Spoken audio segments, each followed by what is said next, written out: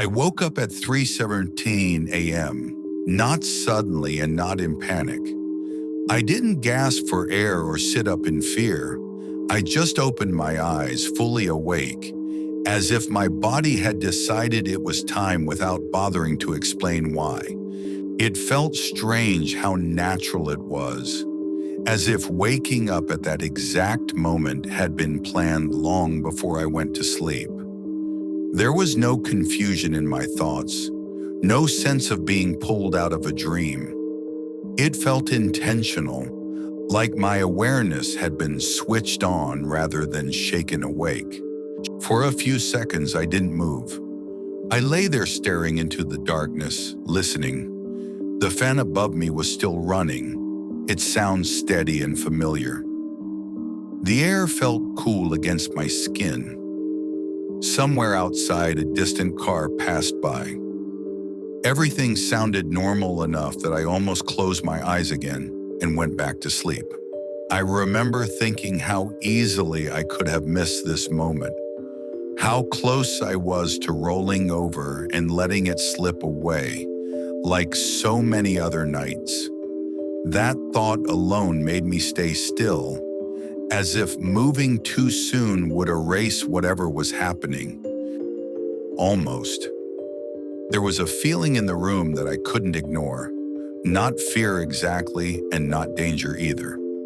It felt heavier than usual, like the air itself had settled into place differently. The space around me felt fuller, as if something invisible had taken up residence without making a sound.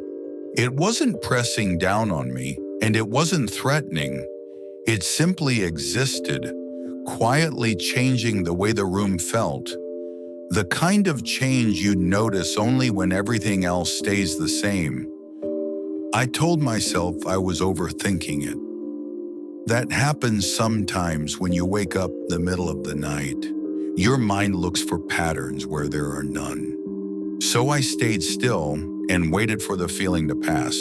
I counted a few breaths, expecting my body to relax, expecting logic to take over. But with every second that passed, the feeling stayed exactly where it was, unmoving and patient. It didn't. I became aware of how awake I felt. My thoughts were clear. My body responded normally when I shifted my weight slightly. There was no confusion, no fog, no lingering trace of sleep. That was when I knew this wasn't a dream. That realization scared me more than anything else. If this wasn't a dream, then there was nothing to wake up from. No easy escape waiting on the other side of sleep. I sat up slowly and glanced at the clock on my bedside table. The red numbers glowed softly in the dark. 3:17 a.m. Seeing the time again made my chest tighten. It felt less like a coincidence and more like a marker, as if this moment had a fixed place in the night. I swung my legs over the edge of the bed and stood up. My feet touched the floor, cold enough to send a small jolt through me. That sensation grounded me. This was real. I was fully awake. The cold reminded me where I was, anchoring me to the room, to the house, to the idea that this was still my space. At least it was supposed to be. I took a slow breath and listened again, paying attention to every small sound.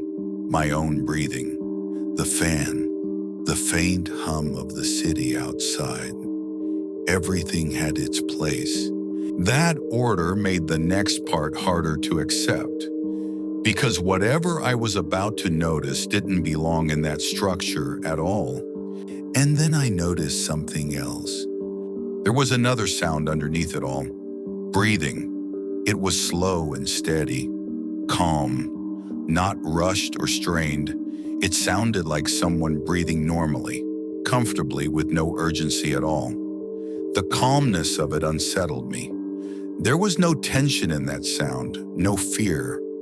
It carried the confidence of something that felt completely at ease.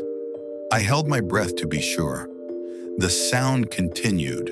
That confirmation hit me slowly, spreading through my chest and stomach as my mind ran out of excuses. That was the moment my stomach dropped. I scanned the room carefully, the dresser against the wall, the chair in the corner with clothes draped over it, the shadows stretching along the floor. Everything looked exactly the way it always did. The familiarity made it worse. Nothing looked disturbed, nothing out of place.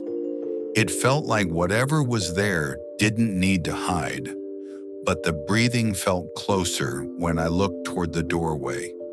The door was slightly open. I don't remember leaving it that way. I tried to remember the moment I went to bed, replaying it in my head, searching for any detail that explained the door. I couldn't find one. I stood there frozen, my mind racing through explanations. Maybe it was air moving through the house. Maybe it was the fan echoing strangely in the quiet. Maybe my imagination was filling in gaps it shouldn't have. Each explanation collapsed as quickly as it formed. None of them explained the steadiness of that sound, or why it felt so close without getting louder. None of those explanations felt right. The sound was too controlled, too deliberate. It didn't change when I shifted my weight. It didn't react when I took a small step backward. It stayed exactly the same, as if distance didn't matter. That was when I realized this wasn't reacting to me at all. It was simply there, unaffected by my presence. That was when fear finally settled in. Not the loud, overwhelming kind, the quiet kind that makes you careful. The kind of fear that sharpens your thoughts instead of drowning them, forcing you to consider every movement before you make it. I sat back down on the edge of the bed, keeping my eyes on the doorway. The breathing felt nearer now, not louder, just closer. It felt like the space between us had shortened, even though nothing had physically moved. I thought about turning on the light. I didn't. Some instinct warned me that seeing clearly would turn possibility into certainty, and I wasn't ready for that. Some instinct told me that seeing clearly might make things worse. So I stayed there in the dark, listening, waiting, hoping the sound would stop on its own. It didn't. The breathing continued for what felt like a long time.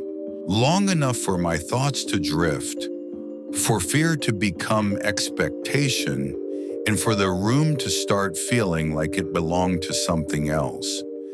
Then, without warning, it stopped. The silence that followed felt heavier than the sound ever had. The absence felt intentional, like something had decided to leave on its own terms.